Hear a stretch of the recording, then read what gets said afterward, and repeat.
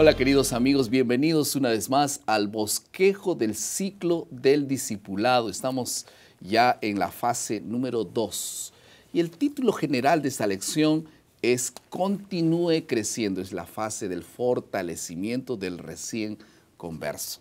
Y las lecciones están siendo muy apropiadas, específicamente la lección número 4. El título de esta lección es El discípulo y la comunión con sus semejantes.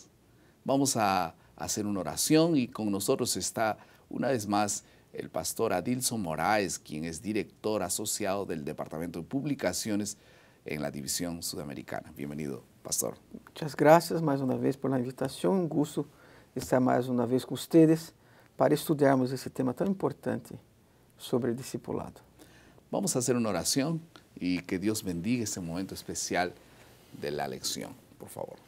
Senhor Deus, mais uma vez te buscamos em este dia de uma maneira muito especial, rogando agora tu presença, tu Santo Espírito, a estudarmos temas tão importantes de tu palavra.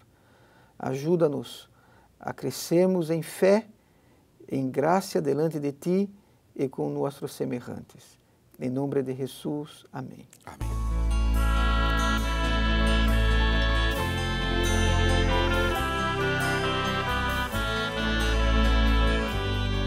Después de una fogata, de una noche de haber tenido tal vez pan de palo o alguna actividad, la fogata permanece junta, los carbones rojos quedan juntos durante toda la noche y tú puedes volver al día siguiente y aún encontrar que aquella fogata está caliente. ¿Por qué?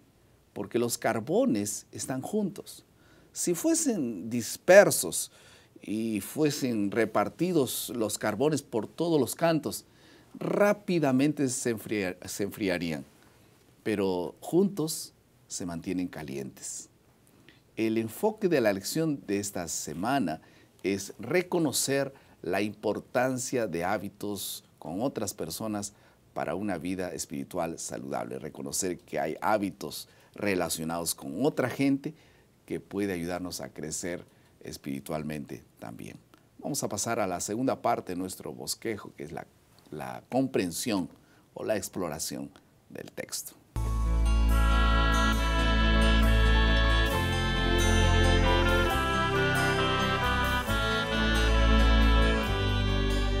Hay algunos hábitos espirituales con otras personas que debieran ser fortalecidos. Y vamos a ir a tres hábitos espirituales con otras personas. En primer lugar, los que están a nuestro lado, que es la familia. En segundo lugar, los que están un poquito más allá, que son los miembros de la iglesia, nuestra relación con los miembros de la iglesia. Y en tercer lugar, con nuestros vecinos, con nuestros parientes que no conocen a Dios, las personas que necesitan ser alcanzadas con el mensaje. Entonces, vamos a hablar un poquito de esos tres niveles de relacionamiento. En primer lugar, ¿cómo debiera ser nuestra relación con la familia? ¿Cómo es que, por ejemplo, un papá podría influenciar en sus hijos con algunas prácticas específicas para el bien o para el mal? ¿Qué dice la Biblia en relación a cómo debiéramos nosotros de relacionarnos con nuestros seres queridos? A parte da família é a parte mais linda e também pode ser a parte não tão linda assim. Em lugar é onde as pessoas realmente nos conhecem como somos. Nossos filhos sabem como somos como papá, nossa esposa como somos como maridos e vice-versa, como são como esposas e filhos. Então, em lugar é desafio, mas uma grande oportunidade para termos uma comunhão, relacionamento com Deus e com nossos semelhantes. Timoteo habla sobre que o lugar é o primeiro campo missioneiro. É o seu hogar, são nossos filhos, nossa família. Há alguns na igreja que estão solos na fé em sua casa. Estes não têm a oportunidade, como muitas famílias, de fazer um culto familiar, se arrodilhar juntos, porque eles se alejam de eles. Eu digo para essas pessoas, siga firme, confiando em Deus, dando seu testemunho do amor por Jesus. Não los force a nada, sin embargo, hable del amor de Jesus por seu exemplo, em primeiro lugar. Sua comunhão com Deus, sua fidelidade a Deus. Agora, se eu tenho minha família, eu tenho que dar um exemplo em meu hogar. Como? Invitando eles para orar, invitando eles para cantar. E culto de viernes en la tarde, de sábado, durante la semana, compartir la palabra de Dios. Familiares de todos los días también, Sí, ¿no? todos los días, testimonios, porque uno ayuda al otro en el hogar. Es interesante cómo, por ejemplo, Jacob, cuando era perseguido por Esaú, su hermano, le dijo, vamos, yo te acompaño, vamos con mi ejército, yo voy a estar contigo. Y él le dice, mira hermano, anda tú con tu ejército, porque yo tengo niños pequeños y yo quiero ir al ritmo de ellos y no al ritmo de los grandes. A veces el culto familiar es más hecho para grandes y con los niños pequeños, y no estamos en el ritmo de ellos. Por otro lado, el papá dice, bueno, entonces si ustedes no quieren estudiar la Biblia, yo voy a hacerlo, y él se encierre, ¿qué le importa a los demás? No va al ritmo de sus hijos, no se preocupa por la vida espiritual de sus hijos. Por eso es que el culto familiar se torna un elemento fundamental para el futuro de ellos, ¿no? Tem que ser um momento placentero, que dá gusto estar. Eu, com meus ninhos eram mais chicos, nós outros colocamos várias diferentes partes para eles participarem. E havia que eles coordenavam o culto. Então era uma emoção, eles faziam a encenação, colocava as partes que cada um ia ter no culto, um cantava, outro fazia a oração, um leia um texto bíblico. Temos que involucrar. Mas a maior decisão é tem na Bíblia de Josué. Josué capítulo 24, 15 diz, ele faz um reto para os demais, pero inclui ele e sua família, onde diz assim, se a los deuses a quem vocês querem servir, ele diz assim, eu e minha casa serviremos a Jeová. Eu e minha casa. A decisão do culto familiar, do altar da família, é uma eleição. Eu como papá, como mamá, puedo elegir reunir mis hijos o no. Entonces, y si no lo hago, bueno, la vida sigue, pero sus hijos vão crescer aprendendo a não lo hacer. Y no están más hay marcas, protegidos, ¿no? Y hay marcas en la familia. ¿Qué te acuerdas tú de tu infancia? No, nada, porque no había culto, no había nada. Entonces, esas cosas preservan y hacen que los niños, cuando sean jóvenes, le queden como marcas que no se pueden borrar. Y cuando tiver sus hijos, su familia, van a hacer lo mismo. Van a hacer lo mismo. En segundo lugar, entonces, la lección de esta semana habla acerca de hábitos espirituales con los miembros de la iglesia.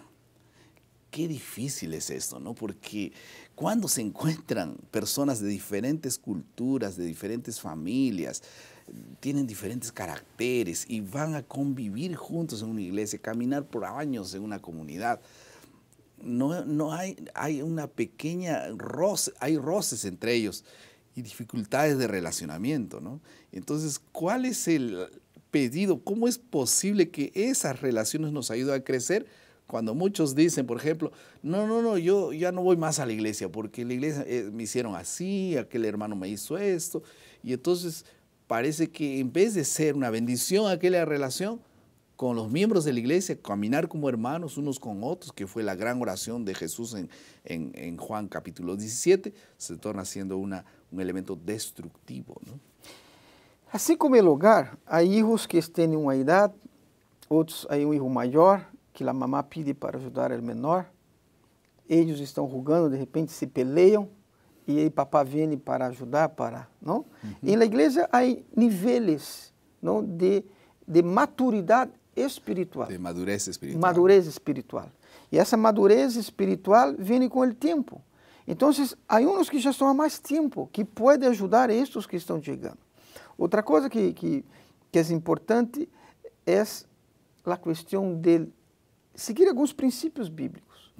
Quando alguém cometer um erro contigo, te fazer sofrer por alguma razão, tu queda molesto, roce acontece entre duas pessoas, o primeiro princípio é busque essa pessoa para conversar. Em vez de falar para ele, que habla para ele, mira, sabe o que passou com Pedro? Ah, passou e sabe o que passou. Então, o último a saber é a pessoa. E isso não é uma prática sana, saludável. Então, vamos falar com as pessoas. Mira, o livro de 1 Pedro, capítulo 1, versículo 22, diz assim, havendo purificado vossas almas por la obediência à verdade, mediante o Espírito, por el amor fraternal não fingido. Amaos uno a outros, extrañablemente de coração puro. Mira, primeiro, se acepta a verdade. Não adianta eu aceitar um código de doutrinas, pero em seguida vem, ame a seu irmão. Pero não um amor fingido, pero um amor verdadeiro. Só Deus pode dar um amor verdadeiro para nós outros. Y es un mandamiento, ¿no? É um mandamento. Ame-o. Então, a palavra é ama-os. É uma ordem de Deus. Pero em mim não há esse poder para ser. Pero a graça de Cristo em mim. Então, e essa relação que tenho com meus irmãos me hace crescer. E hace com que ele cresça também. Y si no fuese así, por ejemplo, estaba pensando que si yo diría, no quiero tener esos problemas, mejor me quedo en mi casa, no me relaciono más con la iglesia. Si te alejas de la iglesia, tú nunca podrías crecer en tu relacionamiento con personas, porque la gente relacionándose con personas, comprendiendo unos con otros, es que crecen, y perdonándose mutuamente, crecen. Y entonces si no hacemos eso con nuestro prójimo, jamás también lo vamos a hacer en nuestro crecimiento con Dios. Ahora, en relación al público de afuera, que podríamos decir, a las personas que no conviven con nuestra fe, que en nuestra comunidad religiosa, ¿cuál debiera ser nuestra relación? La Biblia dice que tenemos que tener enemistad con el mundo, pero eso quiere decir que tenemos que tener enemistad con la gente del mundo también. ¿Cómo debiéramos aproximarnos de ellos sin contagiarnos de ellos? Porque dice, manzana corrompida corrompe a las demás. Entonces ya no me junto con los incrédulos, solamente con los creyentes. ¿Cómo es en realidad, cómo debiera ser nuestra aproximación con el público de la comunidad? El ejemplo es Jesús. ¿Cómo lo hacía? Se aproximaba de ellos. Ele se acercava de la gente, ¿no? Y hay, pero assim, ustedes estão em el mundo, pero ustedes não são del mundo. Não há harmonia entre as tinieblas com a luz. Pero, sin embargo, diz assim, vosotros sois la sal del mundo, sois la luz del mundo. Então, como fazer essa união sem se contaminar com o mundo, pero estar no mundo? Ser la sal que te impera. Eu me gusta contar uma história de uma noite navideña que me invitaram com minha família para estar com uma outra família de meus familiares, família de cunhado, de meu cunhado, esposa de minha irmã. Eu não queria ir porque o ambiente não era o melhor, porque eles não são cristianos. Imaginem, na noite vão tomar, vão fazer muitas músicas, fiestas. Mira, eu sou pastor, eu não vou, pero eu parei e pensei, e Jesus, que haria? Quedaria em minha casa, puro crentes a meu redor? Não, Jesus não haria isso. E eu fui. E quando me apresentaram como pastor adventista, a gente se quedou assim pouco pensando, se acercava de mim, e eu tive a oportunidade de ler um texto bíblico para a noite navideña com eles, orar com eles, e muitos me buscavam. Alguns com problemas de família me buscaram. Naquela noite, eu pude testemunhar de mim Jesus. Eu pude apresentar Jesus como alguém que poderia ajudá-los a resolver seus problemas de suas vidas. Eu não fui para ser influenciado por suas costumes. Eu fui para influenciá-los por a companhia, a presença e quem é Jesus. Então, como devemos nos relacionar com esses de afuera?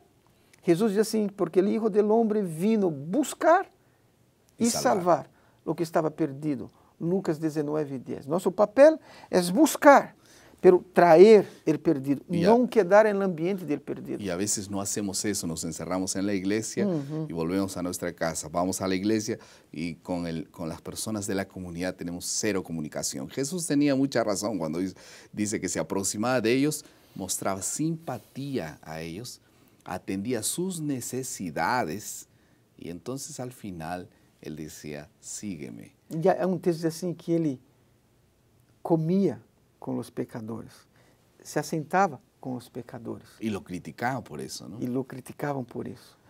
Pero tenemos que tener sabiduría también en cómo hacer todo esto. Si alguien se siente enflaquecido, es mejor no aproximarse específicamente de, digamos, un lugar que para nosotros era una tentación y podría ser un asunto. La sabiduría Dios nos va a dar para ganar amigos para Dios, hacer amigos para Dios. Esse deve ser o blanco quando eu vou e busco essas pessoas. Esse deve ser o blanco, buscar o perdido. Que Deus nos ajude a ter a sabedoria para encontrar essas pessoas. E quando fomos chamados a estar entre eles por alguma circunstância, que seamos um testemunho vivo do amor de Jesus e da transformação que Ele já hizo em nós. Amén. Vamos a pasar a la tercera parte de nuestro bosquejo, que es la aplicación.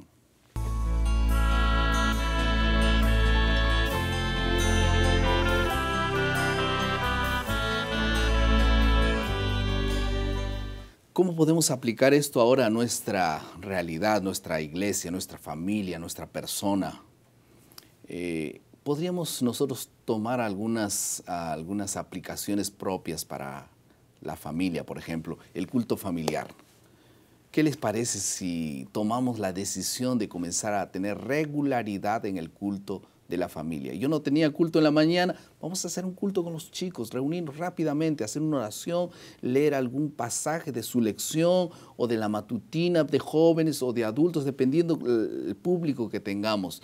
Corto, bien ágil y con mucha propiedad, con mucha alegría, hacer cantar con alegría, en fin. En segundo lugar, podemos tener la ayuda de Dios para llevar las debilidades de los más flacos de la iglesia.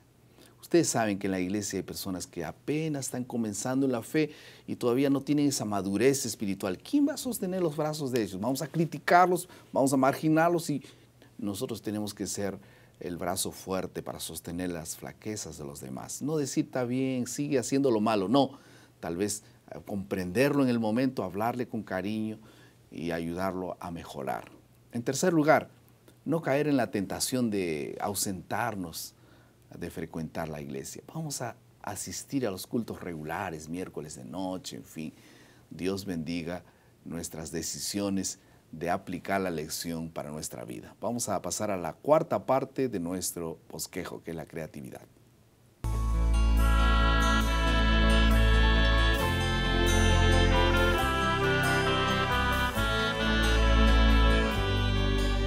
En la iglesia tenemos el privilegio de participar de algún grupo pequeño o tal vez de alguna unidad de acción.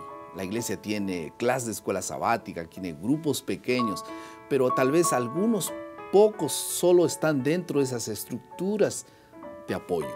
¿Por qué no hacer planes para poder entrar en alguno de esos grupos y poder participar activamente de las reuniones y ser bendecidos por esa vida de comunidad? Eso es lo que Dios quiere, porque antes de la venida del Espíritu Santo, la Biblia dice que nosotros debiéramos tener un espíritu de amor fraterno entre unos y otros. Y entonces el Espíritu Santo descenderá. Vamos a trabajar en nuestra familia, en nuestra iglesia, pertenecer y ser activos en algún grupo de apoyo. En segundo lugar, vamos a hacer planes para asistir a los cultos de la iglesia nuevamente. Esos cultos de miércoles, de domingo y poder beneficiarnos con esos momentos especiales. Vamos a agradecer a Dios por la lección. Querido Padre, muchas gracias por tu palabra. Ayúdanos a fortalecer nuestra comunión con la iglesia, específicamente también con nuestra familia y con las personas que necesitan ser llamadas a la salvación. Amén. Haznos instrumentos valiosos en este sentido. En el nombre de Jesús. Amén. Amén.